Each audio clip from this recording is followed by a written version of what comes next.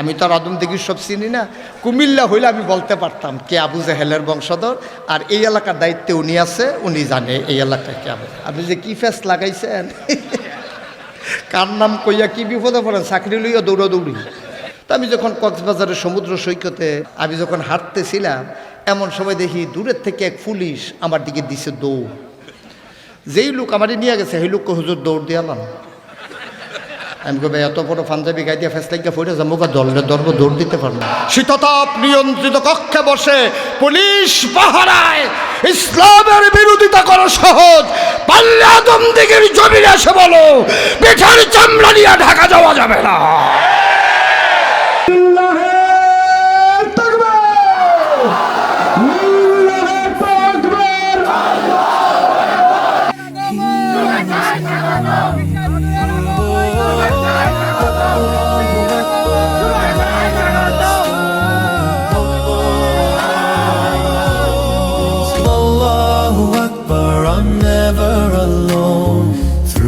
Every trial I find my home.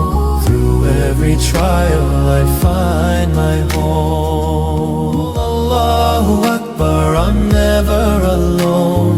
Through every trial I find my home.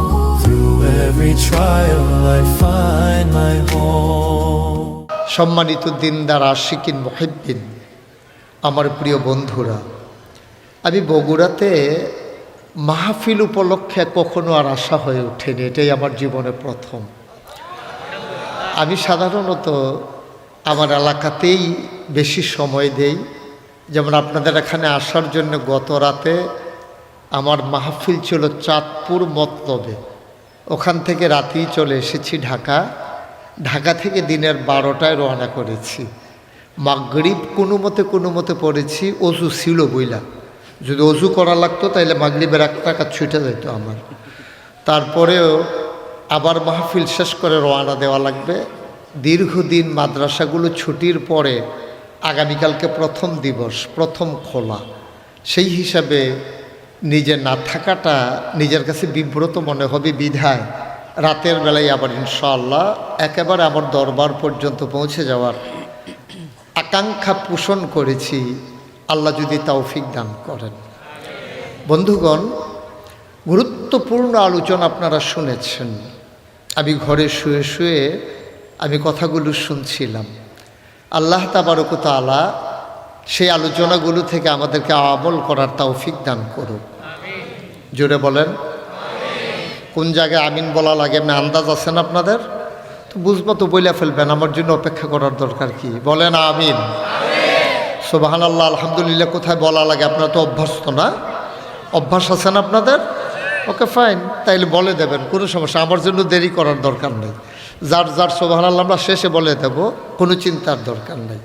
তাইলে আমরা যারা এখানে এসেছি, সুযোগ যিনি দিয়েছেন তিনি কে? একটু জুড়ে বলতে হবে, তিনি কে? ইমাম সাহেব যারা, ওনারা না বললেও হবে, ওনারা যা আছে যে শুইছে না এটাই বেশি নাকি? ওনারা বলা এত জরুরি নাকি? ইমাম সাহেব হুজুর এই শৈলটা লইয়া বইয়া রইছে, দেখছেন কারবার। সবাই বলেন সুবহানাল্লাহ, বলেন আলহামদুলিল্লাহ, আল্লাহু আকবার। শুকরিয়া আদায় করলাম কার? করব কার? করে যাব কার? লস না লাভ? কম না বেশি? প্রমাণ আছে নাকি নাই? আমার আল্লাহ রাব্বুল আলামিন কোরআনুল কারীমে কত সুন্দর করে ওয়াজ করে দিলেন। আল্লাহ বলেন, লা ইন শাকারতুম লা আযীদান্নাকুম। ও দুনিয়ার মানুষ, নিয়ামত পেয়ে যদি শুকরিয়া আদায় করবে, যেই নিয়ামত পেয়ে শুকরিয়া আদায় করবে, শুকরিয়া আদায়ের কারণে ওই নিয়ামত আমার আল্লাহ আরো বহুত গুণে বাড়িয়ে দেবেন। বলেন সুবহানাল্লাহ। আমার আল্লাহ যা বলেন তা করেন নাকি করেন না? কম কম না বেশি বেশি? প্রমাণ আছে নাকি নাই? কোরআনুল কারীমের 30 পারায় সূরা বুরুজের শেষ অংশে আল্লাহ কত সুন্দর করে ওয়াজ করে দিলেন। আল্লাহ বলেন ফাআলুল লিমা ইউরিদ। আমার আল্লাহ এমন আল্লাহ, তার যা মন চায় ওই কাজটাকে আমার আল্লাহ বেশি বেশি করে দেন। বলেন সুবহানাল্লাহ। আল্লাহ দুনিয়ার মানুষের মতো না। দুনিয়ার মানুষ বলে একটা করে আর একটা, ঠিক কিনা? অসুখে পড়লে একরকম, ভালো হয়ে গেলে আরেক রকম, বিপদে পড়লে একরকম, বিপদ দূর হয়ে গেলে আরেক রকম, নির্বাচনে দাঁড়াইলে একরকম, পাশ করার পরে আরেক রকম, ঠিক কিনা? এটা একটু বেশি ঠিক না? হ্যাঁ, বুঝা গেল, সাংঘাতিক ঠিক। এটা আওয়াজে বোঝা গেছে। আমার আল্লাহ রাব্বুল আলামিন তিনি যা বলেন তিনি তাই করে দেন। তিনি কখনো ওয়াদা খেলাফ করেন না। ওয়াদা খেলাফ করা আমার আল্লাহর জন্য শোভাও পায় না। তিনি নিজেই নিজের ব্যাপারে ওয়াজ করে দিলেন। আল্লাহ বলেন ইন্নাকা লা তুখলিফুল মিআদ। আমার আল্লাহ এমন আল্লাহ, তিনি যা ওয়াদা করেন, ওয়াদার খেলাফ করা আমার আল্লাহর জন্য শোভা পায় না। বলেন সুবহানাল্লাহ। এই আল্লাহ আছেন নাকি নাই? ছিলেন নাকি ছিলেন না? থাকবেন নাকি থাকবেন না? আমার এই আল্লাহ কয়জন? জুড়ে কন, আর জুড়ে, মধুর সুরে, সবাই মিলে মন প্রাণ উজাড় করে গলা ছেড়ে দিয়ে মধুমাখা কণ্ঠে আকাশ বাতাস প্রকম্পিত করে, আদম দিগির জমিন কাঁপিয়ে দিয়ে রাতের নিস্তব্ধতা ছিন্ন ভিন্ন করে। চলো ওই আল্লাহকে সবাই মিলে জানিয়ে দেই, মাওলা রাব্বে কারিম তুমি লাম ইয়ালিদ ওয়ালাম ইউলাদ ওয়ালাম ইয়াকুল লাহু কুফুয়ান আহাদ। তিনি কারো থেকে জন্ম নেন নাই, তিনি কাউকে জন্ম দেন নাই। ও বন্ধু, দুনিয়ায় পীরের মতো পীর হয়, ইমামের মতো ইমাম হয়, নেতার মতো নেতা হয়, মন্ত্রী হয়, এমপির মতো এমপি হয়। আমার আল্লাহর কি মতো হয়? তিনি কারো মতো না। ওয়ালাম ইয়াকুল লাহু কুফুয়ান আহাদ। তার মতো নাই, তার লয় নাই, তার ক্ষয় নাই, তার শুরু নাই, তার শেষ নাই, তার আদি নাই, তার অন্ত নাই, তার দিগন্ত নাই, তার ডেস্ট্রয় নাই। তিনি ছিলেন, তিনি আছেন, তিনি থাকবেন, তিনি কয়জন? চলো সবাই মিলে দুই এক মর্তবা জানিয়ে দেই, লা ইলাহা, জোরে জোরে লা ইলাহা, और जुड़े ला इलाहा ला इलाहा। আসমান জমিন গায়রুল্লাহ, পাহাড় পর্বত গায়রুল, শুধু তুমি মাবুদ এক আল্লাহ। লা ইলাহা লা ইলাহা লা মাবুদা ইল্লাল্লাহ, লা মাশুকা ইল্লাল্লাহ, লা মাওজুদা ইল্লাল্লাহ, লা মাকসুদা ইল্লাল্লাহ। লা ইলাহা লা ইলাহা লা ইলাহা ইল্লাল্লাহু মুহাম্মাদুর রাসূলুল্লাহ সাল্লাল্লাহু আলাইহি ওয়াসাল্লাম। সবাই পড়ি আলহামদুলিল্লাহ। বন্ধুরা আমার, ভাইরা আমার, আমার আল্লাহ রাব্বুল আলামিন এই দুনিয়ার ভিতরে আমাকে আপনাকে আমাদের সবাইকে মানুষ করে বানানোর পর এমনে এমনে ছেড়ে দেন নাই।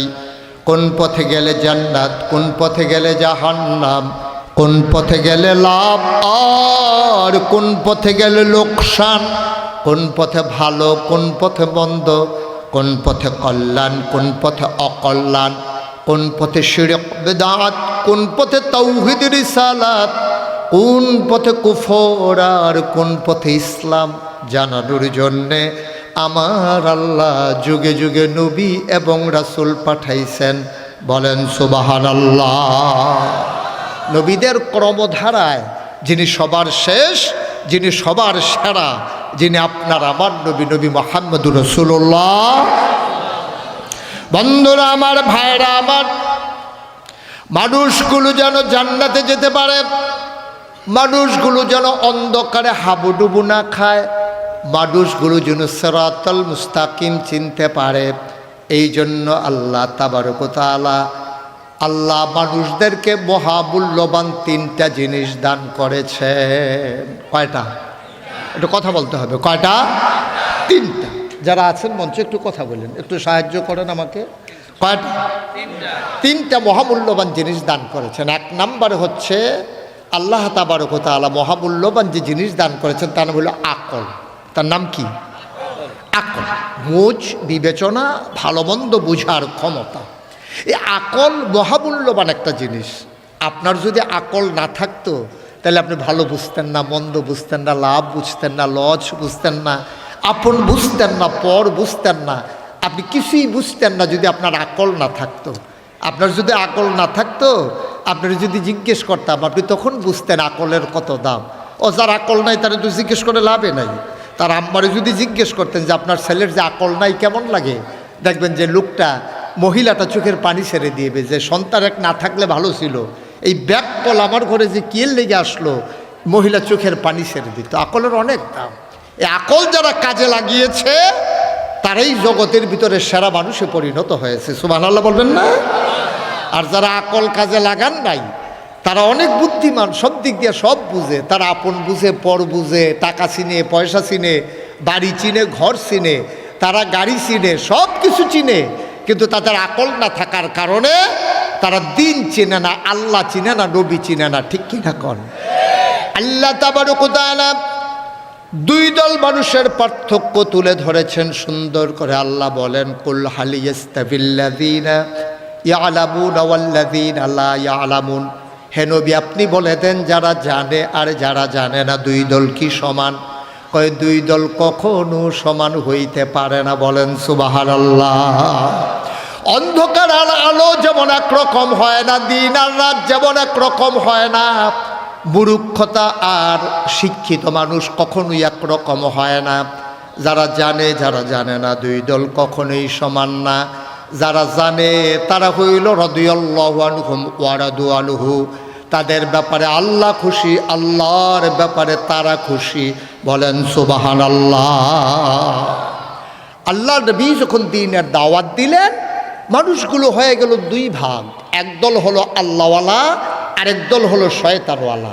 একদল হলো জান্নাতি, আরেক দল জাহান্নামী। একদল ফেরেশতার চাইতে উত্তম, আরেক দল জানোয়ারের চাইতে খারাপ। ঠিক কিনা কন? এই কথা আমার না, আল্লাহ কোরআনে বলে দিয়েছেন। আল্লাহ তাবারক ওয়া তাআলা জানিয়ে দিলেন ওই মানুষগুলো কারা? যাদের জ্ঞান দেওয়ার পরও আল্লাহ চিনে নাই, যারা আল্লাহকে বুঝতে, আল্লাহর দিন বুঝতে পারে নাই, ওরা কারা? আল্লাহ কয়, ওয়ালাহুম কুলুবুল লা ইয়াফকাহুনা বিহা ওয়ালাহুম আয়ুনুল লা ইউবসিরুনা বিহা ওয়ালাহুম আযানুল লা ইয়াসমাউনা বিহা উলাইকা কাল আনআম বাল হুম আদাল। আল্লাহ কয় দুনিয়ার ভিতরে একদল মানুষ আছে এমন, মন আছে বুঝে না, চোখ আছে দেখে না, কান আছে শুনে না, ওরা আবার কেমন মানুষ? আল্লাহ কয় আমি কি বলছি নাকি মানুষ? উলাইকা কাল আনআম, ওরা চতুষ্পদ জানোয়ারের মতো। আমরা বলি আল্লাহ সে কি জানোয়ার? আল্লাহ কয় না, বালহুম আদাল, এটা জানোয়ারের চাইতে আরো নিকৃষ্ট। ঠিক কিনা?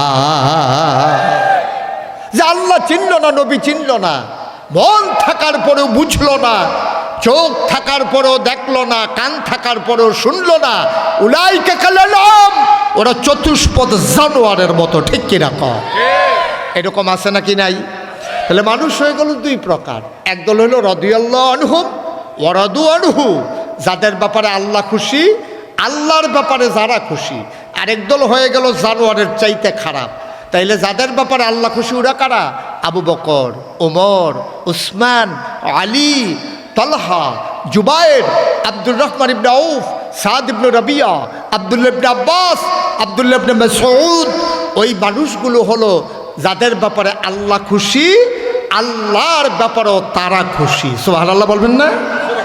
তাহলে আরেক দল হলো জানোয়ারের চাইতে ওরা খারাপ। জানোয়ারের চাইতে খারাপ যারা ওরা কারা? ওরা হলো আবু জেহেল, আবুল আহাব, উতবা, সাইবা, মুগীরা। ওরা হলো জানোয়ারের চাইতে নিকৃষ্ট। আল্লাহ জানিয়ে দিয়েছেন ১,৫০০ বছর আগে। তাইলে ১,৫০০ বছর আগে, ১,৫০০ বছর আগে আবু বকর ছিল একদিকে, উমর, উসমান, আলী, তালহা ছিল একদিকে। ওরা কি জাহান্নামী না জান্নাতি? কথা বলে, ওরা কি জাহান্নামী না জান্নাতি? ওরা কি শয়তানওয়ালা না আল্লাহওয়ালা? আপনি এটা একটু ফিক্সড করে দেন, এদিকে ফিক্সড করে দিয়ে আপনি বসে পড়ুন। আপনি পুরা মাহফিল ঘুরাইতে আছে, এই লোকজনও ঘুরতে আছে, আর হাত ফাও লাড়তে আছে সবাই। হ্যাঁ হ্যাঁ, আপনি এটা ফিক্সড করে দিয়ে বসে পড়ুন। হ্যাঁ, ফিক্সড করে দিয়ে আপনি বসেন। সবাই পড়েন আমিন, জুড়ে পড়েন, আরো জুড়ে। তাইলে তৎকালীন জমানায়, খুব খেয়াল করেন, তৎকালীন জমানায় নবী যখন দ্বীনের দাওয়াত দিলেন, মানুষ হইল কয় ভাগ? কথা কয় না? আস্তাগফিরুল্লাহ, লা হাওলা ওয়ালা কুওয়াতা ইল্লা বিল্লাহ। মানুষ হইল কয় ভাগ? 2 ভাগ। একদল হলো আল্লাহওয়ালা, আরেক দল হলো শয়তানওয়ালা। একদল হলো জান্নাতি, আরেক দল হলো জাহান্নামী। একদল হইল আপনার আল্লাহর মাকবুল বান্দা, আরেক দল হইল আল্লাহর অভিশপ্ত বান্দা। তো মাকবুল বান্দা কারা? আবু বকর, ওমর, উসমান, আলী, তালহা, জুবায়ের, আব্দুর রহমান ইবনে আউফ, সাহাবায়ে কেরাম। সুবহানাল্লাহ বলবেন না? আরেক দল যারা জাহান্নামী ওরা কারা? আবু জেহেল, আবুল আহাব, উতবা, সাইবা, মুগীরা, ওদের বংশধর যারা কাফের। নাউজুবিল্লাহ বলবেন না? তাইলে এবার তৎকালীন জমানায় আমরা মানুষ পাইলাম 2 ভাগ। এখন আবু বকর, উসমান, আলী, আমরা হইলাম ওনাদের বংশধর। আমরা এখানে যারা আছি, আমরা আল্লাহর মাকবুল বান্দা যারা ছিল, আমরা তাদের বংশধর। ঠিক কিনা বলেন? তাহলে আবু বকর, উমর, উসমান, আলীর যদি বংশধর এখানে থাকে, তাহলে এখানে না থাকুক, অন্তত পৃথিবীতে আবু জেহেল, আবুল আহাব, উতবা, সাইবা, মুগীরা, তাদের বংশধর আছে নাকি নাই? আছে। যেহেতু তৎকালীন জমানায় 2 ভাগ, এখনকার জমানায়ও 2 ভাগ। তৎকালীন জমানায় ছিল আবু বকর, উমর, উসমান, আলী, আর ছিল আবু জেহেল, আবুল আহাব, উতবা, সাইবা। এখনকার জমানায়ও আবার ওই আবু বকরের বংশধর যেমন আছে, আবু জেহেলের বংশধরও আছে। তা আমরা হলাম আবু বকরের বংশধর, উমরের বংশধর, উসমানের বংশধর, আলীর বংশধর। এখন যদি প্রশ্ন জাগে, আবু জেহেলের বংশধর কারা? হুজুর আমাদের আদমদিঘিতে আছে নাকি, বগুড়াতে আছে নাকি? এইভাবে খুঁজা আমি বলতে পারবো না। আপনারা ইমাম সাহেব হুজুরে বলছে আছে, ওনার থেকে জান্না নিয়েন কে? আমি তো আর আদমদিঘির সব চিনি না। কুমিল্লা হইলে আমি বলতে পারতাম কে আবু জেহেলের বংশধর, আর এই এলাকার দায়িত্বে উনি আছে, উনি জানে এই এলাকায় কে আবু। আপনি যে কি ফেস লাগাইছেন, কার নাম কইয়া কি বিপদে পড়েন, চাকরি লইয়া দৌড়াদৌড়ি। তো আবু জেহেলের বংশধর এই পৃথিবীতে আছে, এখনও আছে, বাংলাদেশও আছে। আপনি যদি কোন যে হুজুর আপনার সাথে কি 2-1 দেখা হয় না? আমি কিছু হ্যাঁ দেখা হয়েছে। আমি ঢাকা ইউনিভার্সিটিতে গেছিলাম একটা কনফারেন্সে। তখন ঢাকা ইউনিভার্সিটিতে যাওয়ার পরে বলল যে হুজুর ওই যে ইসলামের বিরুদ্ধে যে কথা বলছিল ওই লোক আসছে, তা আমি কি আমার একটু দেখা করাই দেন? তো ওই লোকের সাথে দেখা হইলো। আমি বললাম ও কী বলছিল? ও বলছিল, খুব খেয়াল করেন একেবারে মনোযোগের সাথে, ও বলছিল যারা পর্দা করে, যারা নেকাব পরে, যারা হিজাব পরে, যেই মেয়ের, ওরা ঢাকা ইউনিভার্সিটিতে পড়ার দরকার নাই। ওরা কোনো একটা মহিলা মাদ্রাসায় ভর্তি হইয়া তারা পড়ে ফেলবে।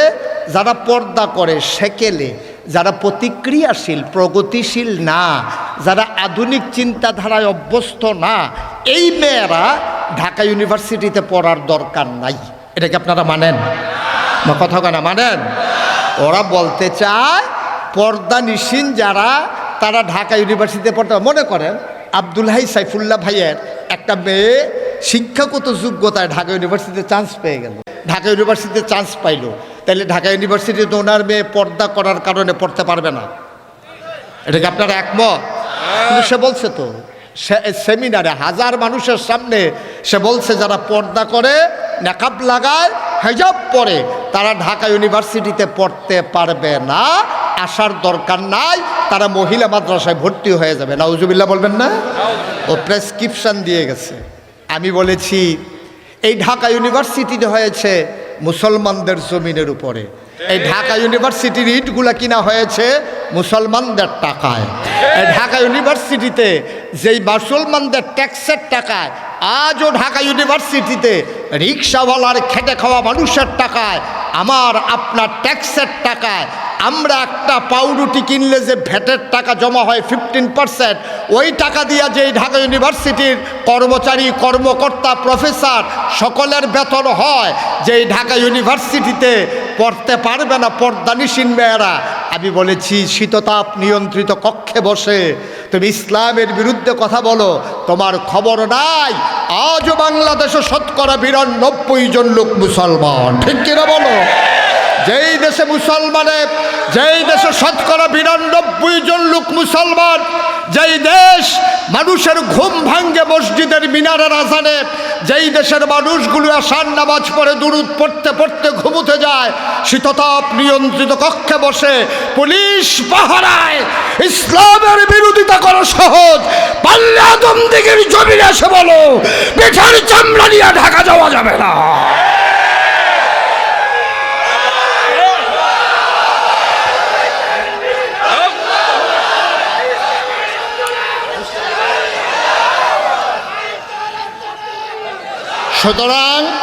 সুতরাং বোঝা গেল এই জমানায়ও আল্লাহওয়ালাও আছে, শয়তানওয়ালাও আছে, আছে নাকি নাই? তাহলে আকলের সবচেয়ে বড় দাম। তুমি সব চিনলা, তুমি আল্লাহ চিনলা না, তুমি সব চিনলা, তুমি ইসলাম চিনলা না, তুমি সব বুঝলা, কোরআন বুঝলা না। আর এইভাবেই আপনার এই সংগঠন প্রজন্ম গঠনের কেন্দ্রে, যেখানে ইসলামী সাহিত্য কেন্দ্র ইশাকের মাধ্যমে এই কোরআন বোঝানোর যে প্রচেষ্টা, এটা একটা অনন্য আয়োজন, অনুকরণীয় দৃষ্টান্ত। আমি মনে করি শুধু বগুড়ার আদমদিঘিতে নয়, এই প্রকল্প বাংলাদেশের প্রতিটি গ্রামে গ্রামে চালু হওয়া প্রয়োজন, ঠিক কিনা বলেন? তাহলে ছোট্ট শিশুরা ওই যে যেখানে কিন্টার গার্ডেনে সকালবেলা চলে যায়, আজকে বক্তব্যগুলোকে ঝেঁটিয়ে পিটিয়ে বিদায় করে দেওয়া হয়েছে। এই কারণে আমার ছেলেরা শিখার কথা ছিল আউযুবিল্লাহ বিসমিল্লাহ, এখন আমার ছেলেরা শিখতেছে টুইঙ্কেল টুইঙ্কেল, ঠিক কিনা কন? ছোট বাচ্চা টুইঙ্কেল টুইঙ্কেল পারে, আউযুবিল্লাহ বিসমিল্লাহ পারে না, ঠিক কিনা কন? ছোট ছেলে মোবাইলের গেমস বুঝে, কিন্তু আমার ছোট্ট বাচ্চা নামাজ বুঝে না, ঠিক কিনা কন? এগুলো হচ্ছে আমাদের ওই বক্তব্যগুলো যে বন্ধ হয়ে গেছে, যেখানে হুজুর সকালবেলা লাইন ধরে পড়াইতো গোসলের কয় ফরজ, তখন সব ছেলেরা আমরা চিৎকার করে বলতাম 3 ফরজ 3 ফরজ। এইভাবে যখন শিখাইতো, এই শিক্ষা কেন্দ্রগুলো যখন বন্ধ হয়ে গেছে, আজকে আমরা ডেস্ট্রয় হয়ে গেছি, ধ্বংসের কিনারে দাঁড়িয়ে আছি। বাংলাদেশ থেকে পরিকল্পিতভাবে ঝেঁটিয়ে পিটিয়ে ইসলামকে বিদায় করা হয়েছে, ঠিক কিনা বলেন? আবার যদি আমরা ইসলামের রঙে রঙিন হতে চাই, আবার যদি অন্ধকার দূরীভূত করে কোরআনের আলোতে আলোকিত করতে চাই গোটা ধরনী, তাইলে আবার যেতে হবে কোরআনের কাছে। আর কোরআনকে নিজের জীবনে ধারণ করার জন্য সকালবেলার বক্তব্যের কোনো বিকল্প নাই, ঠিক কিনা বলেন? আবার শুরু করে দিতে হবে ইনশাআল্লাহ, যেটা আবার আব্দুল হাই সাইফুল্লাহ ভাই শুরু করে দিয়েছেন। আব্দুল হাই সাইফুল্লাহ ভাই যেটা শুরু করেছেন, ইনশাআল্লাহ ধারাবাহিকভাবে এটা শুধু এই আপনার আদমদিঘিতে না, শুধু বগুড়াতে না, শুধু উত্তরবঙ্গে না, ওটা বাংলাদেশের 56,000 বর্গ মাইলে ইঞ্চি ইঞ্চি জায়গায় পৌঁছে দিতে হবে ইনশাআল্লাহ। আল্লাহ যেন কবুল করেন, আল্লাহ যেন কবুল করেন। সবাই পড়েন আমিন। উনি চেয়েছেন মাত্র 300 লোক 1000 করে। আমি বলি এই প্যান্ডেলের ভিতরে 300 না, 600 লোক, বছরে 1000। একটা রিক্সাওয়ালা যে রিক্সা চালায়, সে যদি মনে করে যে আমি বছরে 1000 টাকা আলাদা করে রেখে দেব, একদিন 1 কাপ চা কম খাবো, তারপরে যদি সে মনে করে আমি বছরে 1000 টাকা দেবো, তার জন্য কঠিন, আমার কথা বলা কঠিন। বছরে 1000 টাকা দিতে গেলে মাসে 100 টাকা পড়ে না। আপনাদের এদিকে কি 10 মাসে বছর না 12 মাসে বছর? তাহলে তো 2 মাসেরও বেশি হয়, 1200 দিতে পারবেন আপনি 100 টাকা করে জমায়। 1200 টাকা দিতে পারবেন। এটা যদি আমি দিতে না পারি তাহলে আমি ইসলামকে খুব মহব্বত করি, স্লোগানে স্লোগানে আমি ময়দান কাঁপিয়ে দিই, কিন্তু দেওয়ার সময় আর হাতে ওঠে না।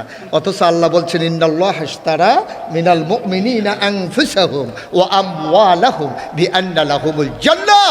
আল্লাহ তাবারক ওয়া তাআলা আমাদেরকে জান্নাত দিয়েছেন, বিনিময় নিয়েছেন জান আর মাল। সুবহানাল্লাহ বলবেন না? জান্নাতে যাওয়া তো সহজ না। তো জান্নাতে যাওয়া কি এত সহজ মনে করছেন নাকি যে আপনি বলবেন আর জান্নাতে চলে যাবেন? এত সহজ দুনিয়া না। এটার জন্য পরীক্ষা দেওয়া লাগবে, পাশ করা লাগবে, নিজের জান আর মাল কুরবানি দেওয়া লাগবে। তারপরে দেখবেন যে আপনি একদিন মরে গেছেন, আপনাকে সবাই মিলে মসজিদের মিনার থেকে ঘোষণা হয়েছে মানুষটা দুনিয়াতে নাই। কাফন পরিয়ে যখন দাফন করে দেবে মাটির কবরে, সবাই দেখবে মাটির কবর। আপনি কবরে গিয়ে দেখবেন মাটির কবর মাটি নাই, মাটির কবর জান্নাতের টুকরা হয়ে গেছে। বলেন সুবহানাল্লাহ। এই যে এদিকে আসেন, এই যে ভাই, এই এদিকে আসেন, এদিকে হ্যাঁ এদিকে, যেখান থেকে উঠে গেছেন এখানে আসেন। যেটা মাফ করে দেওয়া হলো যেহেতু বৈশাখ গেছে। আপনার কাছে কি অন্য মাহফিলের মতো মনে হয়? আমি সেই কুমিল্লা থেকে আসছি আর আপনার বাড়ি কাছে বললে আপনি যাইবেন আইবেন হাফ অ্যান আওয়ার দিবেন, কি কারবার? নড়াচড়ার কোনো সুযোগ নাই, চিন্তাও করবেন না নড়াচড়ার। আল্লাহ যেন কবুল করে সবাই পড়ে আমিন। আমি লম্বা সময় আপনাদেরকে আটকে রাখবো না, যতক্ষণ আপনাদের ধৈর্য কুলায় ততক্ষণ ইনশাল্লাহ আলোচনা। ওয়ামা তাওফিকি ইল্লা। তো আল্লাহ তাবারক ওয়া তাআলা আল্লাহকে চেনার জন্য, নবীকে চিনার জন্য, ইসলাম বুঝার জন্য মহামূল্যবান কয়টা জিনিস দিছে? এই তো দেখছেন ইমাম সাহেব যদিও চুপ করে ছিল, এমন এক কথা কইছে পুরা মাহফিল কাইত। কয়টা জিনিস দিছে? আরে কথা কইতে পারেন না, ঘুমাই গেছেন আপনি? কয়টা? 1 নম্বরে আকল। আকলের দাম কম না বেশি? এটা মানুষ বোকা, সে হাঁস মাইরা ফালায় পিটাইয়া, গাছের আম ছিঁড়া ফালায়, সে মানুষকে পিটাইলেও কেসার সে পাগল, কিছু কইও না। পাগলের জন্য আল্লাহ কলমও ধরেন না। পাগলের কোনো হিসাব নাই, বুঝ বিচার নাই, তার কাছে কেউ মেয়ে বিয়ে দেবে না, বাপ মা তার নিয়ে অতিষ্ঠ। এই পাগলের কোনো দাম নাই, দাম হইল আকলমন্দ মানুষ যারা, তাদের। সুবহানাল্লাহ বলবেন না? আকলের যে কত দাম এটা আপনি বুঝেন নাই। আমার বাসা হচ্ছে কুমিল্লা শহরে, খুব খেয়াল করে শোনেন, আমার বাসা কুমিল্লা শহরে। আপনারা আমার ওয়াজ ইউটিউবে কে কে শুনেন একটু হাত উঠেন তো দেখি। ও বাবার, আমি সারা দেখি সবাই শুনে, হাত নামা। তাহলে বুঝে গেল আপনারা সব আমার কথা বুঝেন না, নাকি অনুবাদ করা লাগে আবার? কথা বুঝেন তো না? আমার ঢাকা কুমিল্লা শহরে আমার বাসা। আকলের কত দাম দেখেন। তা আমার বাসা কুমিল্লা শহরে, আমার বাসার পাশে যে মসজিদ, আমি যখন কুমিল্লাতে থাকি ওই মসজিদে আমি নামাজ পড়ি। তো আমার ওই মসজিদের সামনে কিছু ভিক্ষুক বসা থাকে, পার্মানেন্ট ভিক্ষুক দেখবেন মসজিদ, শহরের মসজিদগুলোতে আছে। এটা আবার জায়গা পার্মানেন্ট করা, এর জায়গায় আবার অন্য কেউ বসতে পারেন, এটা অনেক জায়গায় মারামারিও হয়েছে। তো এই ভিক্ষুক যখন বসে রয়েছে, তো একটা ভিক্ষুকের সাথে আমার খুব খাতির। তার বিপদ আপদে, সমস্যায়, চিকিৎসায় আমাকে যখন জানায়, আমি চেষ্টা করি কিছু কিছু দেওয়ার জন্য। তো এই ভিক্ষুক, আমার এক বন্ধু একদিন আমাকে ফোন দিয়া বলে যে দোস্ত, আমি তোমার সাথে একটু জরুরি কথা আছে, আমি কুমিল্লা আসতে চাই, কোথায় দেখা করব? তাই বললাম যে ওই যেই মসজিদে আমি নামাজ পড়ি ওইখানে তুমি আয়সা জুহরের নামাজ পড়ো, আমিও পড়বো, 2 বন্ধুর কথা হবে ইনশাআল্লাহ। তো এই কথা বইলা যখন আমি এই মসজিদে গেছি, নামাজ শেষ হয়েছে, বন্ধুর সাথে কথা বলতে বলতে আমি মসজিদের সামনে দিয়ে বের হয়ে গেছি। ওই ভিক্ষুকের কথা আমার আর মনে নাই। আমি ভিক্ষুককে, এটা এখন তো মাহফিল সেটা বন্ধ করে দেন। হ্যাঁ আমিন কন, এখন ফার্স্ট লাগুক, এখন তো সোটানের সময়, অসুবিধা নেই। বলেন আলহামদুলিল্লাহ। আপনার মনোযোগের সাথে শুনতেছেন কথা, গভীর মনে। তো ভিক্ষুক, আমি তো মসজিদে গেলে কিছু না কিছু ওরে দেই, কিন্তু আজকে যে বন্ধুর সাথে কথা বলতে বলতে বেরিয়ে গেছি, ভিক্ষুকের কথা আমার আর মনে নাই। তো ভিক্ষুকদের কিন্তু জ্ঞান খুব তীক্ষ্ণ। আমি যে বের হয়ে যাইতেছি, আমার কথা শুনছে, ওরে যখন পার হয়ে গেছি, ও আমারে ডাক দিয়া বলতেছে হুজুর চলে যাইতেছেন? আমি আরে না, আইতে আসছি। আমি আবার ফিরা গিয়া আমার বন্ধুকে বললাম, এই যে ভিক্ষুকটা চোখে দেখে না, কিন্তু তার আকল সাংঘাতিক। কারণ সে তো চোখেই দেখে না, তার আবার কিসের আকল, আমি এখনই টের পাইবা। আমি পকেট থেকে একটা 10 টাকার নোট বের করে ভিক্ষুকের হাতে দিয়া বললাম, আজকে মনটা খুব ভালো, এই জন্য তোমার 100 টাকার নোট দিলাম। দিছি কত? কথা কয় না দেখি, কয় টাকা? আমার কথা বুঝেন না আপনারা? দিছি 10, বলছি কত? 100। যখন ভিক্ষুকরা এই কথা বলছি, ভিক্ষুক টাকাটা হাতে নিয়া আস্তে করে কি জানি ধইরা আমার দিকে তাকাইয়া কইতে আছে, শয়তানি করেন। এবং কি শয়তানি? কয় 10 টিক্কা।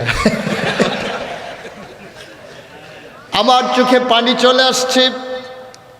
আমি আমার বন্ধুকে ডেকে বললাম, এই মানুষটা চোখে দেখে না, তার বিবাহিত জীবনে তার স্ত্রীকে সে দেখলে চিনে না, কথা শুনলে বুঝে এটা তার স্ত্রী, তে তার সন্তান চিনে না, যেই সন্তান সে জন্ম দিয়েছে আব্বা বলে ডাক না দিলে সন্তানকে চিনে না, তার স্ত্রী চিনে না, সন্তান চিনে না, সুন্দর পৃথিবী একটা নজর সে দেখতে পারে নাই। কিন্তু আল্লাহ কত বড় আকল তাকে দিয়েছে, টাকার কোনাটায় ধরে বলে দিতে পারে 10 টাকা না 100 টাকা। বলেন সুবহানাল্লাহ। আকলের কত দাম! আকল কত দাম আকলের! সে দুইটাই বুঝে ফেলছে এটা 10 টাকা না 100 টাকা। সুবহানাল্লাহ বলবেন না? এই আকল আল্লাহ মুমিন মুসলমানদেরকে দান করেছেন, কাফেরদেরকেও দিয়েছেন। যারা আকলটাকে দ্বীনের পথে কাজে লাগাইছে আল্লাহ বলছেন ওরা হলো বুদ্ধিমান, আর যারা কাজে লাগায় নাই উলাইকা কাল আনাম বাল হুম আদাল, ওরা জানোয়ার, ওরা জানোয়ারের চাইতে আরো নিকৃষ্ট। ঠিক কিনা কম? তাহলে আমরা কি বোকা না বুদ্ধিমান? আমরা দিন চিনেছি, আমাদের হয়তো টাকা নাই, আমরা সফল কাম, আমরা বুদ্ধিমান, আমরা আল্লাহওয়ালা, আমরা জান্নাতের ওয়ারিস। সুবহানাল্লাহ বলবেন না? শুধু আমরা অনেক দামি মানুষ। এখানে যারা আছেন, আপনি হয়তো রিক্সা চালাইতে পারেন, আপনি হয়তো ঠেলা গাড়ি চালাইতে পারেন, আপনি কুলি মজুর হইতে পারেন, আপনার ঘরে হয়তো অনেক দামি ফার্নিচার নাই, আপনার বাড়িতে হয়তো একটা বিল্ডিং নাই, কিন্তু আপনি আল্লাহ চিনে ফেলেছেন, আপনার ঈমান আছে, আপনি সবচেয়ে দামি মানুষ পৃথিবীতে। ঠিক কিনা কম? আল্লাহ কোরআনুল কারিমে 18 পারায় প্রথম সূরা সূরা মুমিনুন আল্লাহ বলছেন কাদ আফলাহাল মুমিনুন, মুমিন যারা তারাই সফল কাম। এখানে টাকাওয়ালার কথা বলা হয় নাই, বাড়িওয়ালার কথা বলা হয় নাই, গাড়িওয়ালার কথা বলা হয় নাই, অধিক সন্তান যার তার কথা বলা হয় নাই। আল্লাহ বলছেন সফল কাম ওরা যারা ঈমানওয়ালা। বলেন সুবহানাল্লাহ। ঈমানের বড় দাম। আমরা যারা ঈমানদার, আমাদের জন্য হচ্ছে যে সফল কাম আমরা যারা ঈমানদার। আল্লাহ বলছেন কোন ঈমানদার? আল্লাযীনা হুম ফি সালাতিহিম খাশিউন, ওই ঈমানদার যে নামাজের ভিতরে ভীত সন্ত্রস্ত ভয়ে কম্পমান। আজকে আমি বেনামাজির জন্য ওয়াজ করব না, বেরোজগারের জন্য ওয়াজ করব না। আজকে আমি ওয়াজ করতে যাই যারা কষ্ট করে নামাজ পড়ে, যারা কষ্ট করে দীর্ঘ 1 মাস রোজা রেখেছে তাদের জন্য ওয়াজ। কারণ যার ইমানে নাই, নামাজে নাই, রোজাই নাই, তার জন্য ওয়াজের কোনো দরকার নাই, কারণ সে এমনি বরবাদ হয়ে গেছে। ঠিক কিনা?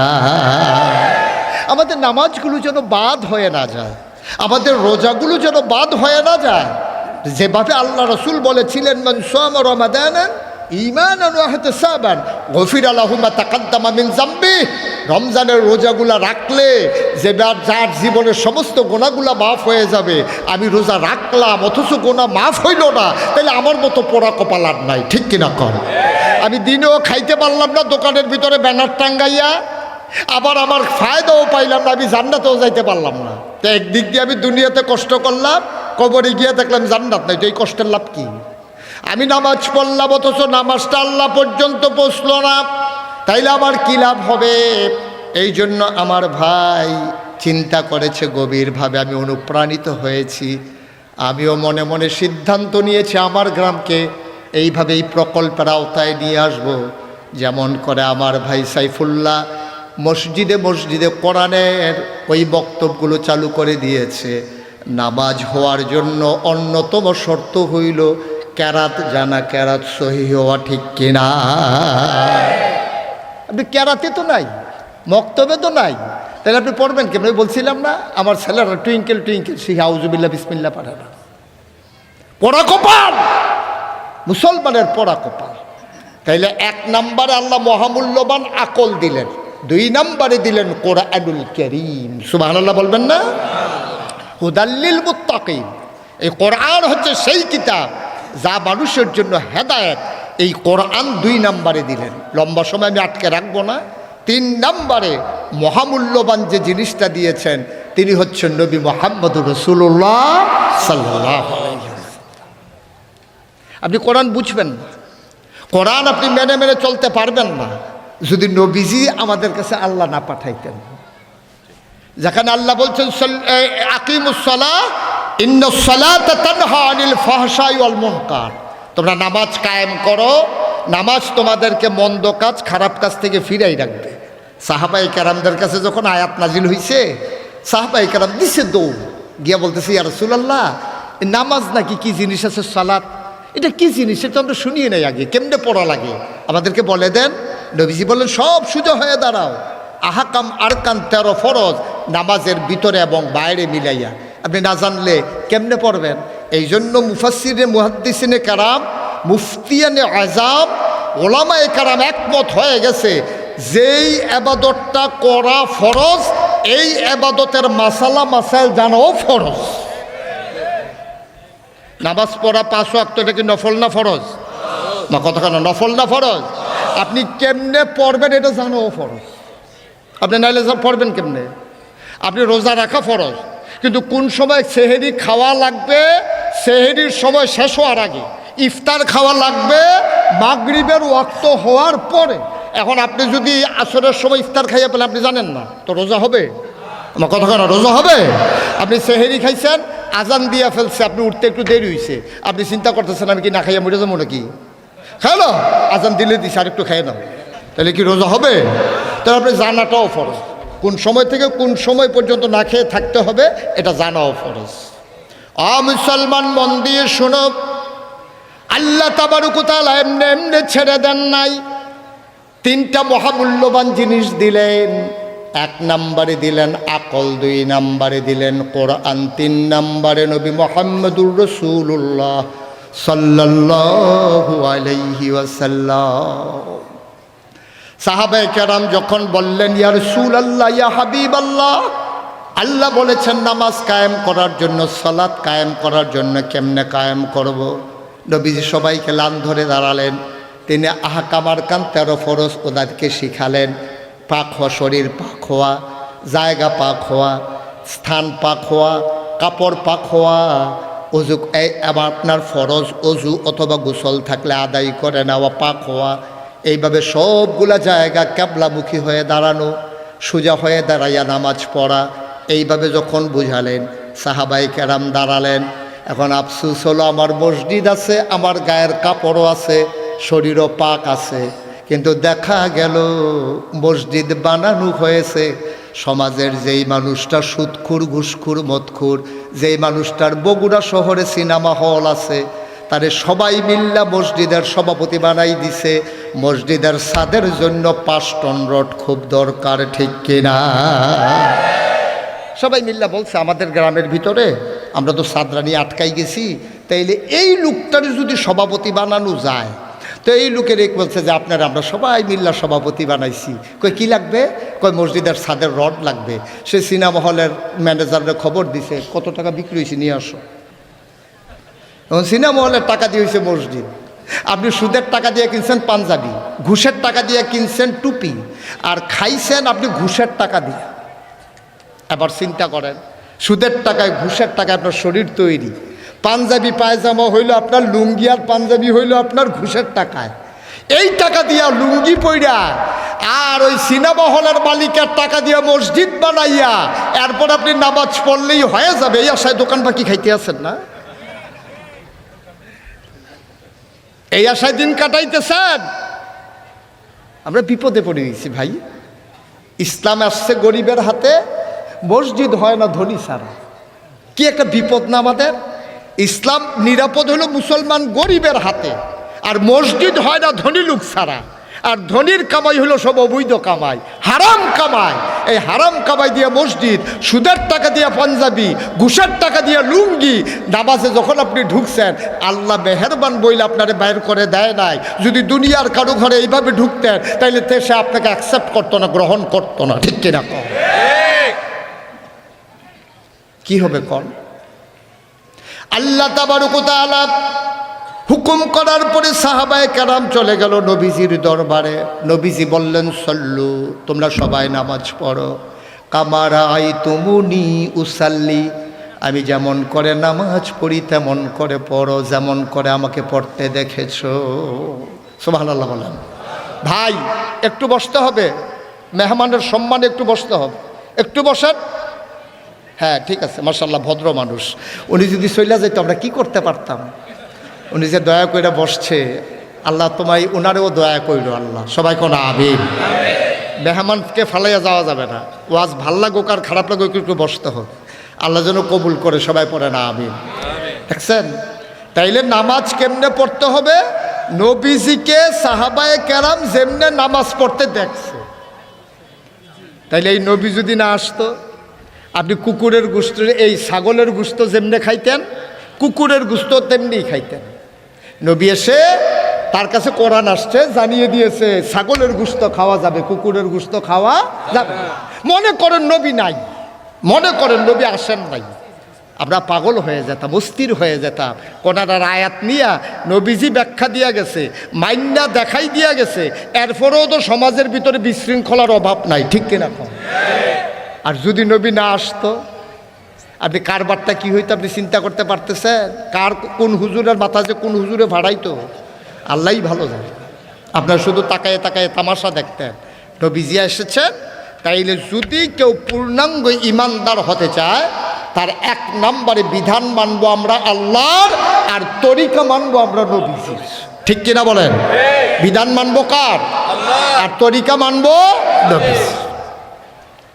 আল্লাহ তাবারক ওয়া তাআলা এই নবীকে যখন দুনিয়াতে পাঠাই দিলেন, নবীজি যখন দুনিয়াতে আসলেন, আল্লাহর নবী দুনিয়াতে আসার পরে আল্লাহ নবীকে চিনাই দিলেন, শুনো শুনো শুনো, তোমরা নবীকে চিনো নাকি? তোমরা নবীকে চিনে যাও। ওয়ামা আরসালনাকা ইল্লা রাহমাতাল লিল আলামিন। সুবহানাল্লাহ বলবেন না? সবাই পারেন না এটা? এই আয়াতটার ভিতরে এত মধু, এত মজা। আপনি যখন মাঝ রাতে উঠে যান, গুনগুন করে ওযু করে তাহাজ্জুদের যখন দাঁড়াবেন, আপনি একাকী নিবৃত্তি নিরালায় আপনি একটু আয়াতটা পড়ে দেখেন, মনে হয় যেন কলিজার ভিতরে চিনচিন ব্যথা হয়ে একটা প্রশান্তিময় আত্মা শুরু হয়ে মনে হবে যেন আপনার চোখ দিয়ে ধর ধর করে এমনিই পানি পড়তেছে। সুবহানাল্লাহ বলবেন না? সবাই আবার পড়ি আমরা। হ্যাঁ, ওয়ামা আরসালনাকা ইল্লা রাহমাতাল লিল আলামিন। আল্লাহ বলে দিলেন, ও দুনিয়ার মানুষ, নবী চিনতে চাও? আমি হইলাম রব্বুল আলামিন, সমস্ত জগৎ সমূহের যিনি রব, যিনি খালেক, যিনি মালেক, যিনি সত্তার, যিনি গফফার, যিনি আইয়ুব, যিনি ওয়াদুদ, যিনি প্রেমময়, যিনি ওয়াদুদ, ওই আল্লাহ হইলেন রব্বুল আলামিন, আর নবী হইলেন রাহমাতুল লিল আলামিন। যত জায়গায় আল্লাহ রব, তত জায়গায় আমার নবীজি রহমত। সুবহানাল্লাহ বলবেন না? এমন একটা জায়গা নাই যেখানে আমার আল্লাহ রব না, এমন একটা জায়গা নাই যেখানে আমার নবী রহমত না। কুরআনুল কারীম আল্লাহ ওয়াজ করে দিলেন, ফাবিমা রাহমাতিন মিনাল্লাহি লিনতা লাহুম ওয়ালাউ কুনতা ফাজ্জান গালিজাল কলব লানফাদু মিন হাওলিক ফাআফু আনহুম ওয়াস্তাগফির লাহুম ওয়াশাফিরহুম ফিল আমর ফাইজা আযামতা ফাতাওয়াক্কাল আলাল্লাহ ইন্নাল্লাহা ইউহিব্বুল মুতাওয়াক্কিলিন। আল্লাহু আকবার। আল্লাহ রাব্বুল আলামিন জানিয়ে দিলেন, আমার নবীর রহমত গোটা ধরনের সকল প্রাণীর জন্যে, সকল সৃষ্টির জন্যে। ফাবিমা রাহমাতিন মিনাল্লাহ, আল্লাহর পক্ষ থেকে নবীর সাথে যে রহমত দেওয়া হয়েছে, লিনতা লাহুম, সবার জন্য আমার নবীর মনটাকে আমার আল্লাহ নরম করে দিয়েছে। এই নবীকে আল্লাহ তাবারক ওয়া তাআলা দুনিয়ায় পাঠানোর পরে তাকে পারফেক্ট প্র্যাকটিসিং মুসলিমে পরিণত করে দেওয়ার জন্যে আল্লাহ তাবারক ওয়া তাআলা কোরআনের প্রতিটি নির্দেশ নবীকে লক্ষ্য করে করে বলেছেন। কোরআনুল কারীমে 21 পারায় সর্বশেষ সূরার নাম সূরা আহজাব, 73টা আয়াত, 9টা রুকু। আল্লাহ ডাক দেয়া কইয়া আইয়ুহান নবী, হে নবী, আত্তাকিল্লাহ, আপনি ভয় পাবেন কেবলমাত্র শুধুমাত্র একমাত্র আমার আল্লাহকে। বলেন সুবহানাল্লাহ। নবীকে, যেই নবী মাসুম, যেই নবী নিষ্পাপ, যেই নবীর কোনো গুনাহ নাই, এই নবীকে আল্লাহ ডেকে কইয়া আইয়ুহান নবী আত্তাকিল্লাহ, আপনি ভয় পাবেন শুধু আল্লাহকে, আল্লাহ ছাড়া আর কাউকে ভয় পাওয়া যাবে না। ঠিক কিনা কম? আমরা ভয় পাই কারে? পুলিশ। যদি কয় পুলিশ আইতে আছে, আমি নিজে একদম দৌড় দিয়ে লাইছিলাম। এই কয়েক বছর আগের কথা আর কি, এখন আর দৌড়াদৌড়ি করা লাগে না। কয়েক বছর আগে আমার মাহফিল ছিল উত্তরবঙ্গে, দিনাজপুরে। ওখান থেকে সৈয়দপুর বিমানবন্দরে গেলাম ঢাকা। ঢাকা থেকে নিয়ে যাওয়া হলো কক্সবাজার। কক্সবাজারে যখন দিনে দিনে পৌঁছে গেলাম, তা আমারে নিতে আসছে যারা মাইক্রোনিয়া, তাই বললাম ভাই আমি তো একটু আগে চলে আসছি, তো অনেকে তো টাকা খরচ করে কক্সবাজার দেখতে আসে, তা আমি যেহেতু মাহফিলুর ছিলে আগে চলে আসছি, যদি কক্সবাজারটা একটু ঘুরে দেখি কোনো সমস্যা আছে? কোনো হুজুর কী সমস্যা? আমি আবার হাদিয়া কমাইলাম কিনা যে কক্সবাজার দেখে ফেলে? কোনো হুজুর কোনো সমস্যা না, আপনি দেখেন সেটা। তো আমি যখন কক্সবাজারের সমুদ্র সৈকতে পরন্ত বিকেলে সূর্য যখন ডুবো প্রায়, আমি যখন হাঁটতেছিলাম, এমন সময় দেখি দূরের থেকে এক পুলিশ আমার দিকে দিছে দৌড়। যেই লোক আমারই নিয়ে গেছে সেই লোককে হুজুর দৌড় দিয়ালাম। আমি কবে এত বড় পাঞ্জাবি গাই দিয়ে ফেসলাইকা ফইরে যাবো, দললে ধরব, দৌড় দিতে পারবো না। পুলিশে দৌড়াই আমার এমন করে শক্ত করে ধরে একটা সিফা দিছে, আবার হাড্ডিগুলা সহ মরমরি দিয়ে উঠছে। আমি বললাম ভাই এটা কি? কয় মহব্বত। আমি এরকম মহব্বত কয়বার করবেন? কয় 3 বার। আমি ভাই একবারে সাইডা দেন, আর লাগবে না, আমার একবারই হয়ে গেছে মাশাআল্লাহ, অনেক মহব্বত হয়েছে আমার। দেখি সেই লোক চোখের পানি ছেড়ে দিয়ে কাঁদতেছে। আমি বললাম কাঁদেন কেন? কয় যে হুজুর আমার বাড়ি কুমিল্লা। আমি কই সিফার নমুনাই বুঝছি আপনি যে কুমিল্লা। ভাই একটু চিন্তা করে দেখেন যে কি দিন গেছে, আল্লাহ কেমন দিনে দিছে। আপনি যদি সময়ের শুকরিয়া আদায় না করেন, আল্লাহ তোকে ছেড়ে দেবেন না, তো ছেড়ে দেবেন না। আল্লাহ সব সময় একরকম যায় না, আর সময় পাইলে মুমিন মুসলমান যারা তো এটা কাজে লাগাই দেয়। ঠিক কিনা কম? এটাই কাজে লাগাইতে হবে, আর নাইলে আপনি আটকে যাবেন কিয়ামতের ময়দানে। সময় সব সময় একরকম যায় না। যেই কথাটা বলতেছিলাম, আল্লাহ তাবারক ওয়া তাআলা নবীকে পাঠালেন রহমত করে। নবী কি? আমার কথা কয় না, নবী কি? আর আল্লাহ হইল রাব্বুল আলামিন, আর নবী হইলেন রাহমাতুল লিল আলামিন। সুবহানাল্লাহ বলবেন না? কি রহমত তিনি? বলছেন লিনতা লাহুম, আপনার মনটাকে সবার জন্য নরম করে বানানো হয়েছে। আপনি কখনোই মানুষের মায়া অন্তর থেকে দূরীভূত হয় না। এই তিনি হইলেন রহমাতুল লিল আলামিন। সুবহানাল্লাহ বলবেন না?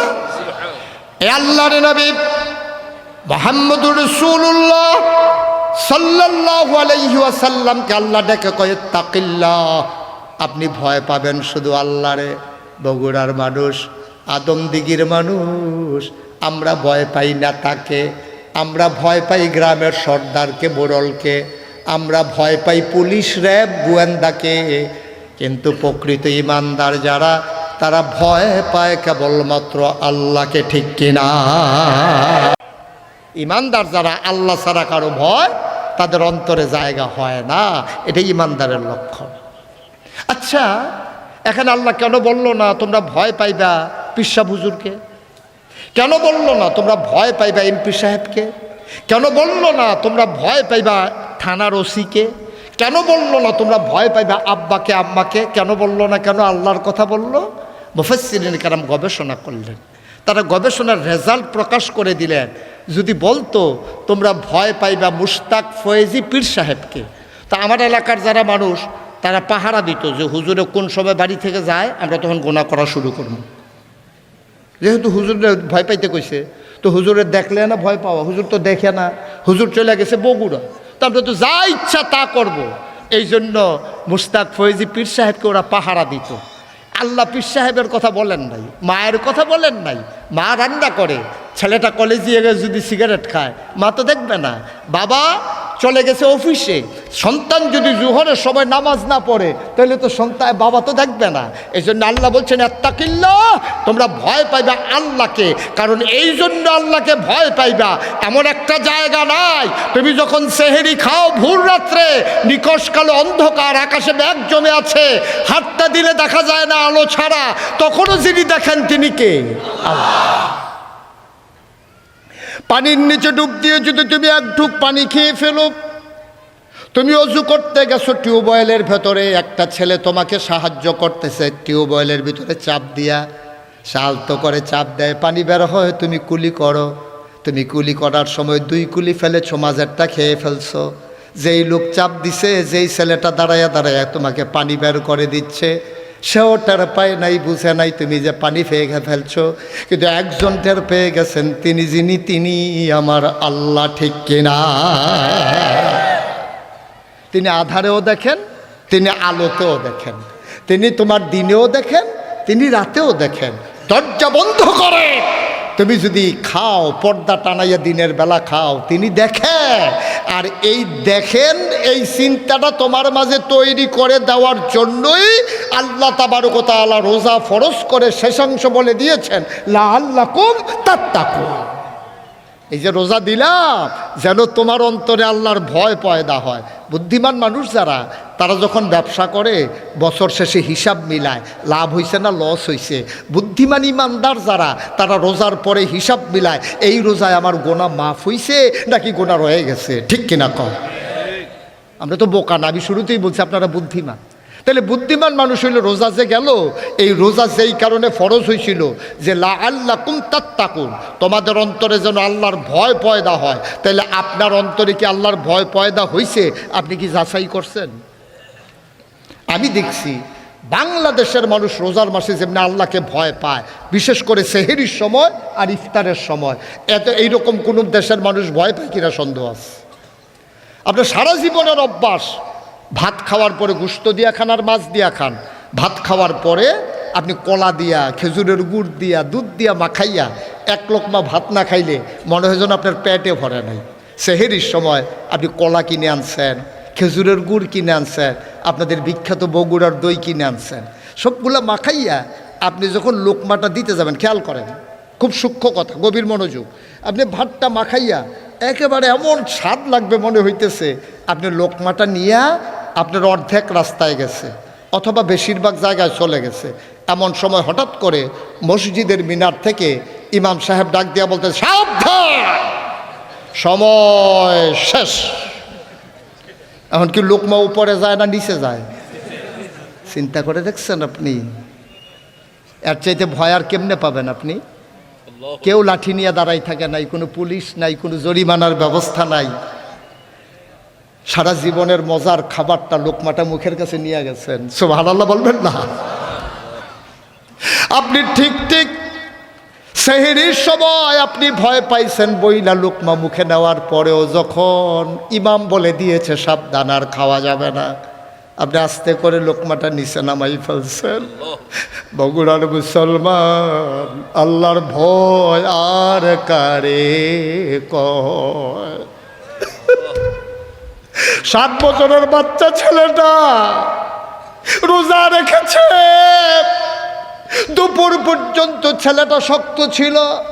সূর্য যখন হেলে পড়েছে, ছোট বাচ্চাটা আস্তে আস্তে বাঁকা হয়ে যাইতেছে, নরম হয়ে যাইতেছে। আসরের সময় ইফতার নিয়ে যখন সবাই আসরের শেষ সময়ে বসে গেছে, বাচ্চা ছেলেটা একটু পরে পরে পানির গ্লাস মুখে নেয়, পানির গ্লাস হাতে নিয়ে কয়ে খেয়ে ফেললাম। মা বলে আরে না না না, বাবা বলে আরে না, দাদা বলে আরে না, আর একটু সময় অপেক্ষা করো। ছোট বাচ্চাটারেও খেতে দেয় না, নিজেও খায় না, বারবার ঘড়ির দিকে তাকায়, বারবার জানালা খুলে দেয় মসজিদে আজানের আওয়াজ আসে কিনা। ও মুসলমান, তুমি যদি আল্লাহকে ভয় না পাইতা সেহরির সময় এত অপেক্ষা করতা না।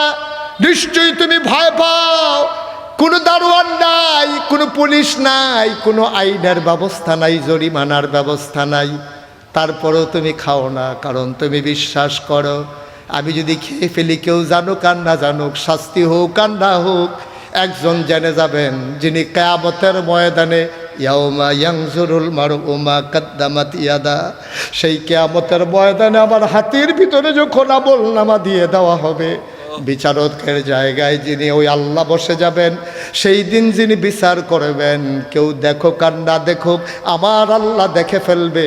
এই জন্য নিকষ কালো অন্ধকারে আপনি সেহরির ফজরের আজান পড়ে গেলে আর খান না, ঠিক কিনা?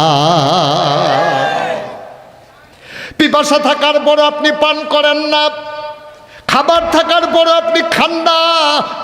আপনি বিশ্বাস করেন আল্লাহ দেখতেছেন। এখন আদম দিগির মানুষের কাছে আমার সরল একটা প্রশ্ন, সেহরির সময় আল্লাহ দেখেন, আজান পড়ে গেলে খাওয়া যাবে না, মাগরিবের আজান পড়ার আগে খাওয়া যাবে না, আল্লাহ দেখেন। তাইলে এই দুই জায়গায় আল্লাহ দেখে, এই জন্য আল্লাহকে ভয় পাই। আমি যখন অফিসে ফাইল আটকাইয়া ঘুষ খাই, তখন আবার আল্লাহ বুঝি দেখে না। দেখে না কি দেখে না? তবে তো সেহেরি খাইলেন না আল্লাহরে দেখাইয়া। জীবনের সবচেয়ে মজার খাবারটা আপনার দুধ দিয়া, কলা দিয়া, খেজুরের গুড় দিয়া মাখাই, এটাও তো খাইলেন না আপনি, কারণ আল্লাহ দেখে ফেলবে। আপনার পিপাসায় বুক ফেটে যায়, তারপর আপনি পান করলেন না, আল্লাহ দেখে ফেলবে। তাইলে আপনি যখন ফাইল আটকাইয়া ঘুষ খান, আপনি যখন জমিনে রাইল ঠেলতে ঠেলতে আরেকজনের জমিনে ঢুকে যান, আপনি যখন কাজ করার আগে গুসলিং দিয়া একবারে সব ফরজ তরক করে আপনি যখন জমিনে কাজ করতে থাকেন, আপনি যখন মানুষের উপরে জুলুম করেন, অন্যায় করেন, বিচার করেন, ক্ষমতার মসনদে যাওয়ার পরে অতীত ভুলে গিয়া আপনি যখন আবার তাবেদারি শুরু করে দেন, তখনও যিনি দেখেন তিনি কে? সুতরাং মনে রাখবেন, মনে রাখবেন, হিসাব দিতে হবে আল্লাহর কাছে। ইয়াউমা ইয়ানজুরুল মারউ মা কাদ্দামাত ইয়াদা। আপনি যা করতেছেন সব আপনার আমলনামা হাতের ভিতরে দিয়ে দেওয়া হবে। হাতেরটা ধরলে যেমন আঙ্গুলগুলো দেখা যায়, হাতের রেখাগুলো যেমন দেখা যায়, আপনি যা করছেন সব আপনার আমলনামায় তুলে ধরা হবে। ইয়াকুলুল কাফিরু ইয়া লাইতানি কুনতু তুরাবা। কাফের বলবে, হায় হায় আমি যদি মাটি হয়ে যেতাম। আল্লাহ বলবেন, না, এই জন্যই তো তোমারে মানুষ বানাইছিলাম, তোমারে গরু বানাই নাই, তোমারে ছাগল বানাই নাই, তোমারে আকল দিছিলাম। তুমি রোজার মাসে ঠিক ঠিক ডরাইছো, তুমি একটু হিসাব মিলাইলে না, কেমন ডরাইলা? 1 মাস তো আমি ট্রেনিং পিরিয়ড দিয়েছিলাম, এই ট্রেনিংটা গ্রহণ করে বাকি 11 মাস যেন কাজে লাগাইতে পারো। কাজে লাগাও নাই তো তুমি। রমজান গেছে, আল্লাহর ভয়ও গেছে। অফিসে বসে বসে এই একটু হইছে, উনি টুপি মাথায় দেয়। রমজানের পর থেকে অফিসে গেলে টুপি মাথায় দেয়। এখন লোকজন কয়েকজন এসে পড়ছে তো কাজ নিয়ে, উনি আবার নামাজও পড়ে। উনি শেষ সময় বলতেছে, ভাই জোহরের আজান দিয়ে ফেলছে, আপনারা বসে বসে বিরক্ত করেন না, যে যা দিবেন তাড়াতাড়ি দেন, জামাত ছুটে যেতেছে।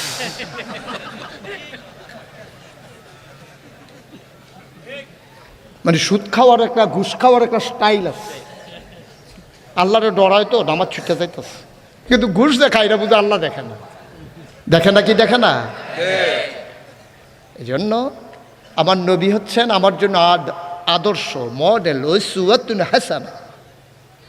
তিনি শিখাই দিয়ে গেছেন কেমনে কোন জায়গায় করবা, কি করবা। আরে জন্মের পরেই তো উনি রেকর্ড করে ফেলছে। মাত্র নবীর জন্ম হয়েছে, কষ্ট হচ্ছে আপনাদের? ছেড়ে দেওয়া দরকার। আমি যখন চিন্তা করি শেষ করে কুমিল্লা যাওয়া লাগবে, কি আর কষ্ট, কি আর মাহফিল। ঠিক আছে, চলবেই তো, চলতেই তো আছে, না চলতেছে তো, আপনি না বললেও তো চলতে আছে। উনি বললা চালাইতে আছে, বাইক গিয়া কইব ওয়াজ থাইমা গেছিল, আমি কইয়া চালাইছি। হ্যাঁ, ওনার ওয়াইফের কাছে গিয়া উনি কইব যে চিনছ না তো আমারে, ওয়াজ থাইমা গেছিল, চালাইছি। একটু যেই কথাটা বলতেছে, নবীর জন্ম হয়েছে, খুব খেয়াল করে। নবীর জন্ম হয়েছে ওই জমানায় মায়েরা বাচ্চাদেরকে বুকের দুধ খাওয়াইতেন না। বংশাবলী মানুষ যারা, তারা বুকের দুধ মায়েরা বাচ্চাদেরকে খাওয়াইতেন না। তো খাওয়াইতো কারা? তায়েফ ছিল মক্কার পার্শ্ববর্তী একটা শহর। এই তায়েফ থেকে একদল মহিলা আসতো, মক্কায় বাচ্চা নিয়ে তাদেরকে দুধ খাওয়াইয়া আবার 2 বছর 2.5 বছর পরে টাকার বিনিময়ে দেওয়া যাইত। নবী যে বছর জন্মগ্রহণ করেছেন, তায়েফ থেকে একদল মহিলা রওনা করেছে। মনে করেন বগুড়া থেকে রওনা করেছে, আসবে আদমদিঘি। এই গ্রামের নাম কি? চাটখোর। চাটখোর, চাটখৈর। আদমদিঘি থেকে আসবে এই বগুড়া থেকে আসবে চাটখৈর, আদমদিঘি যাওয়া লাগবে না। এখন তায়েফ থেকে রওনা দিছে একদল মহিলা, ওরা আসবে তায়েফ এই মক্কায়। কথা খেয়াল করেন, রওনা দিছে কোত্থেকে? কথা কন, কোত্থেকে আসবে? কই কোথায় আসবে? মক্কা। রওনা দিছে, পরে কিছু দূর আসার পরে দেখে যে পিছনে একজন নাই। এক মহিলা বলতেছে, এই সবাই থামো, আমার সাথে একজন ছিল, সে নাই। কই কে নাই? আমার সাথেই ছিল। আরে নাম কর। হালিমা। সুবহানাল্লাহ বলবেন না? হালিমা আমার সাথে ছিল, পেছনে পড়ে গেছে। ওর উটটা খুব দুর্বল, স্বামী সন্তান নিয়ে রওনা করেছে, পেছনে পড়ে গেছে। তাই নাকি? কাহা সবাই একটু দাঁড়াই। ওরা মুড়ে দাঁড়ালো, অনেকক্ষণ অপেক্ষা করলো, দেখে যে আসে না। সূর্য অস্তমিত প্রায়। ওরা মনে করলো আবার তো ফিরে যাওয়া লাগবে। ওরা দৌড়াইয়া তাড়াতাড়ি করে চাটখৈর আসছে, ওই মক্কায় আসছে। আইসা ধনী ধনী বাচ্চাগুলা, যাদের টাকা আছে, বাপ জাপানে থাকে, আমেরিকাতে থাকে, ব্যবসা করে বাপ, টাকার মালিক, বাড়ির মালিক, ওই সব বাচ্চাগুলোর সবাই খুঁজে খুঁজে নিয়ে গেছে। ফিরতি রওনা দেওয়ার পরে রাস্তায় গিয়ে দেখে ওরা সবাই যাইতেছে, হালিমা আসতেছে। ওরা কথা কেন, ওরা আর হালিমা আসতেছে, ক্রস করছে রাস্তা। সবার কুলের ভিতরে ওয়া ওয়া করে বাচ্চা কান্দে। হালিমাকে, এই তোমরা সবাই বাচ্চা নিয়ে চলে আসছো, তোমার জন্য বৈশা থাকবো? প্রত্যেকে একটা মেত্রা মার্কা উঠ লইয়ে গেছে, বেড়ে এটা পিছনে পড়ে গেছে, আমরা তাড়াতাড়ি করে নিয়ে আসছি। আর বাচ্চা নাই? চাটখৈরে মক্কায় কি আর বাচ্চা নাই? সুবহানাল্লাহ বলবেন না? সবাই মিলে একটা বাচ্চা আছে। আমরা জেনেছি বাচ্চা আছে কয়টা? একটা। গরিব, বাপ নাই। বাচ্চার নাম কি? বাচ্চার নাম শুনেছি মোহাম্মদ সাল্লাল্লাহু। হালিমার স্বামী বললেন, হালিমা চলো যাই, একটাই বাচ্চা আছে, নসিব হয়তো এটাই আমার আল্লাহ রেখেছেন, চলো যাই। হালিমা বাস্তববাদী মহিলা ছিল। হালিমা কয়, অভাবী মানুষ, বাচ্চার বিনিময়ে যদি কয়টা টাকা না পাই তাইলে বাচ্চা নেব কেন? হালিমা কয়, বাচ্চা আনবো না। হালিমার স্বামী বুঝাইয়া বললেন, চলো যাই, পছন্দ হইলে নেব, নাইলে নাই। কাছাকাছি চলে এসেছি, এখন আর ফেরত যাওয়ার দরকার নাই। হালিমা ঢুকলেন মক্কায়। লোকজনের কাছে জানতে চাইলেন, মোহাম্মদ নামে একটা বাচ্চা আছে, পিতার নাম নাকি আব্দুল্লাহ, দাদার নাম আব্দুল মুত্তালিব, ঘরটা কোনটা? একজন লোক দেখাই দিল, ওই যে ঘর, খেজুর পাতার ছাউনি দেওয়া ছোট্ট ঘর, এইটাই আমেনার ঘর। হালিমা, হালিমার স্বামী আর হালিমার ছেলে দাম তার আব্দুল্লাহ আমেনার ঘরের সামনে গিয়ে দাঁড়ালেন। হালিমা ডাক দেওয়া কয়, স্বামী আমার, আপনি আব্দুল্লাহকে নিয়ে বাইরে একটু দাঁড়ান। এই মহিলার স্বামী নাই, পর পুরুষ ঘরে যাওয়া ঠিক হবে না, আমি একটু দেখে আসি, পছন্দ হইলে নেব, নাইলে নাই। এবার হালিমাতুস সাদিয়া দরজায় গিয়ে দাঁড়ালেন। আসসালামু আলাইকুম ওয়া রাহমাতুল্লাহ। ভেতর থেকে আমেনা কয়, ওয়ালাইকুম আসসালাম ওয়া রাহমাতুল্লাহ। আমেনা জিজ্ঞেস করে, কে সালাম দেয়? কয়, আমি হালিমা। কয়, কেন দাঁড়িয়ে আছো? কে দাঁড়িয়ে দাঁড়িয়ে সালাম দেয়? কয়, আমি হালিমা। কয়, কোন হালিমা? কয়, আমি হালিমাতুস সাদিয়া, চিনলাম না। কয়, আমার বাড়ি তায়েফ। কয়, কেন এসেছো? কয়, শুনলাম তোমার ঘরে নাকি একটা ছোট্ট বাচ্চা আছে। আমেনা ডাক দেয়া কয়, হালিমা গো, ও হালিমা, আমার বাচ্চার জন্য তোমার মায়া লেগেছে। কত মানুষ বাচ্চা নিয়ে আমার ঘরের সামনে দিয়ে গেল, আমি উটের পায়ের শব্দ শুনলাম, বাচ্চাদের ওয়া ওয়া কান্না শুনলাম, কিন্তু কেউ আমার বাচ্চার খবরও নিল না, কেউ জানতে চাইল না আমার বাচ্চার খবর। তোমার বুঝি মায়া লেগেছে, তোমার মনে বুঝি বড় দরদ। আহলান সাহলান মারহাবা, মোস্ট ওয়েলকাম, আমার ঘরে তোমাকে স্বাগতম। হালিমাতুস সাদিয়া ঘরে ঢুকলেন। ঢুকে দেখেন আমেনা বিছানার উপরে আসন পেতে বসে আছেন, কোলের ভেতরে একটা ছোট্ট শিশু ঘুমায়। এমন একটা সাদা রুমাল দিয়া বাচ্চার মুখটা ঢেকে রেখেছে।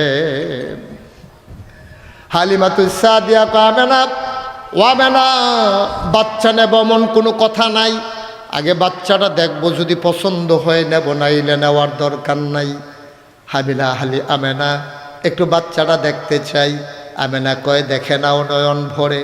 হালিমা কয় দেখবো কেমনে, রুমাল দিয়া মুখ ঢেকে রাখলে। আমেনা টান দিয়া মুখের পর্দা সরাই দিলেন। হালিমা কয় জীবনে আমি অনেক বাচ্চা দেখেছি, খোদার কসম আমি এমন সুন্দর বাচ্চা আমার জীবনে আর একটাও দেখি না।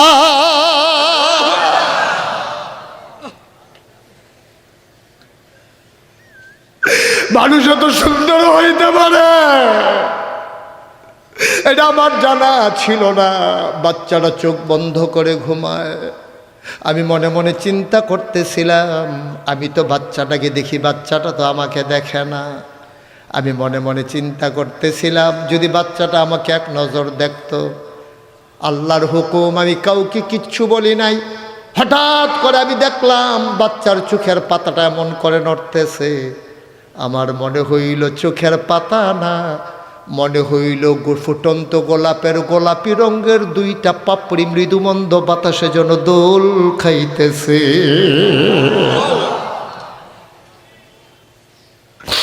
বাচ্চাটা আমার দিকে চোখ খুলে তাকাইল, আমিও তাকাইলাম। চার চোখের মিলন হয়ে গেল। বাচ্চা কি বুঝলো আমি জানি না, দুধের বাচ্চা। ও আমার দিকে তাকাইয়া আলতো করে ঠোঁটের কোণাটা বাঁকা করে একটা মুচকে হাসি দিল। আমার মনে হইল হাসিটার সাথে সাথে আমার কলিজাটা যেন দুইটা ভাগ হয়ে গেছে। আমি দৌড়ে ঘরের বাইরে গেলাম। আমি গিয়ে বললাম, স্বামী ওরা যদি একটা টাকাও না দেয় আমি কিন্তু এই বাচ্চা ফেলে যাব না, এই বাচ্চা আমি নেবই নেব। হালিমার স্বামী কয় মন চাইলে নিয়ে নাও। আবার হালিমা গিয়ে কয় আমেনা টাকা পয়সার কোনো হিসাব নাই, বাচ্চাটা দয়া করে কুলে দিয়ে দাও, এই বাচ্চা ছাড়া আমি বাঁচব না। আমেনা কুলে তুলে দিলেন। হালিমা কয় আমি শুকনা একটা মহিলা ছিলাম, আমার বুকের ভিতরে এক ফোঁটা দুধ ছিল না। আমার বাচ্চা আব্দুল্লাহ তায়েফ থেকে মক্কায় আসতে বারবার আমার দুধের ভিতরে চুষণ মেরেছে, একটা ফোঁটা দুধ বের হয় নাই। কিন্তু খোদার কসম আমি যেই মাত্র মোহাম্মদকে কুলে নিলাম, আমি টের পাইলাম আমার শুকনা দুইটা বুক দুধে ভরপুর হয়ে গেছে।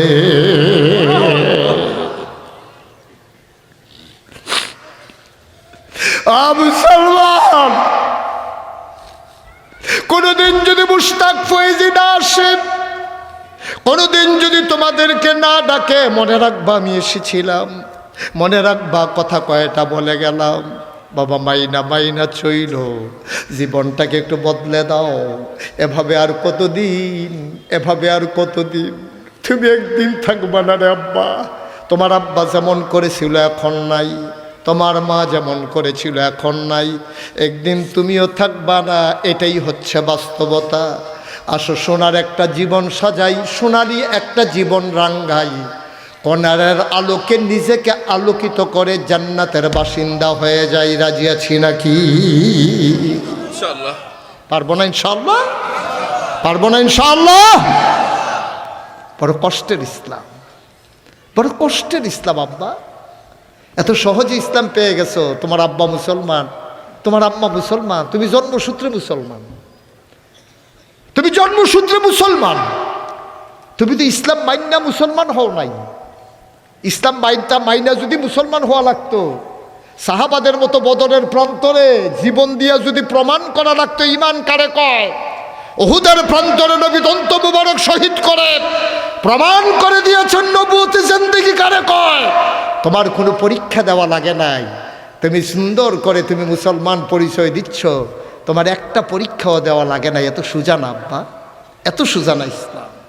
একটু পরীক্ষা দেওয়া লাগবে। সামান্য একটা পরীক্ষা আব্দুল হাই সাইফুল্লাহ দিল, ফেল মেরে ফেললা। 300 লোক হাত উঠাইতে পারলা না কোরআনের জন্য। 300টা হাত উঠলো না এই ময়দানে। আফসোস, বছরে 1000 টাকা। টাকা কেউ এটাকে টাকা মনে করে এখন বাংলাদেশে। 1000 টাকার নোট নিয়ে গেলে বাজার টাজার করে আওয়ানের সময় দেহে ধন্যাফা টাকা চামচ লইতো মনে নাই। আরেক জায়গার থেকে 50 টাকা, 50 টাকা তো হয়ও না, 100 টাকা হাওলাত করিয়া পরে দৈন্যাফা টাকা চামিসলে বাড়িতে আসা লাগে। এই হচ্ছে বাংলাদেশের অবস্থা। আর এখানে কোরআনের খেদমতে। আহারে কোরআন, এই কোরআন যে মানবে কোরআন তাকে ছাড়বে না, কোরআন যে মানবে না তাকেও কোরআন ছাড়বে না। একটা আজব কথা বলে ফেললাম না? কোরআন যে মানবে কোরআন তাকে ছাড়বে না, কোরআন যে মানবে না তাকেও কোরআন ছাড়বে না। তো এটা আবার কি কথা? তাহলে মানলেও ছাড়বে না, না মানলেও ছাড়বে না, বিপদে পড়লাম না? কোরআন যে মানবে কোরআন তাকে জান্নাতে না নিয়ে ছাড়বে না, সুবহানাল্লাহ বলবেন না? আর কোরআন যে মানবে না কোরআন তাকে জাহান্নামে পৌঁছে দেওয়ার আগ পর্যন্ত তাকে ছাড়বে না। বন্ধু বন্ধুরে পাইয়া বাড়িতে নিয়ে আসছে, ছাড়ে নাই। আর পুলিশ চুরেরে পাইয়া ছাড়ে নাই। দুইটা কি এক জিনিস নাকি? বন্ধু বন্ধুরে পাইছে আহা দুস্ত এত বছর পরে দেখা, কুলাকুলি কইরা বন্ধুরে হাতে টানতে টানতে বাড়িতে নিয়ে আসছে। আর পুলিশে মতে মতে খুঁজতে আছে, তে কই আছে কই আছে, গিয়েই দেখেছে তো দোকানের সামনে চপ করে ধরে ফেলছে, সারা সারি নাই। তাহলে দুস্তের সারা আর বন্ধুর এই পুলিশের সারা কি এক জিনিস নাকি? কোরআন তোমাকে ছাড়বে না যদি কোরআনের সাথে মহব্বত লাগাই ফেলো জান্নাতে না নিয়া। কোরআন তোমাকে ছাড়বে না কোরআনকে যদি অ্যাভয়েড করো তোমাকে জাহান্নামে না নিয়া। ঠিক কিনা কম?